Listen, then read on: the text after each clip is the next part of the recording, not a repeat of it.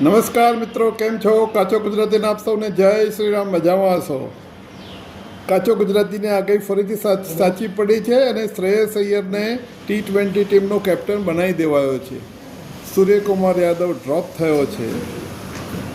Captainship બહુ સારી હતી, પણ હવે શું છે કે 20 મેચ સુધી માણસ ફેલ જાય એટલે વિચારવું તો પડે ને. ટીમ મેનેજમેન્ટે વિચારવું પડે ને.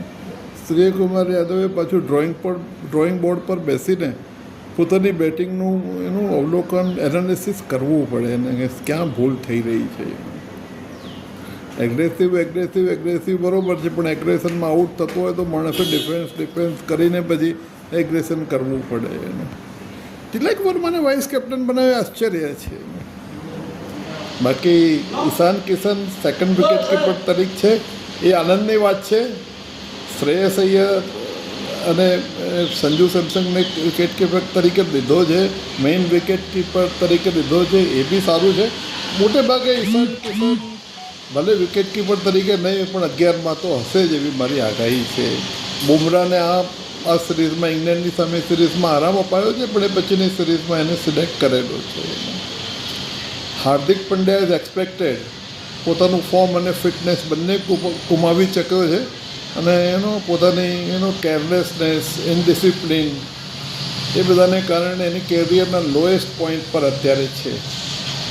એક જમાનામાં એ T20નો કેપ્ટન હતો, થોડો વખત માટે ODIનો પણ કેપ્ટન બનેલો. કેપ્ટનશીપની તો વાત જુદી રહી, ટીમમાં એનું કોઈ સ્થાન નથી અને ઘણા વખત સુધી આવે એવું નથી.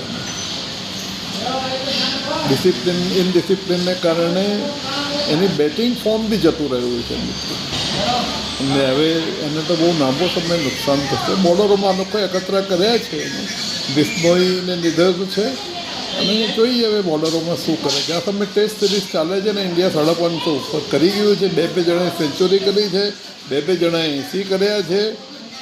મને લાગે છે 600ની ઉપર રન કરશે. શું કામ ડિક્લેર કરવો જોઈએ? રમો ને એ લોકોને થકાડો, પછી એ લોકોને 2 ઇનિંગ કરીને એક ઇનિંગથી જીતી જવાનો ફટાફટ આઉટ કરીને. એ જ રસ્તો સારો છે. આભાર. Thank you so much. So nice.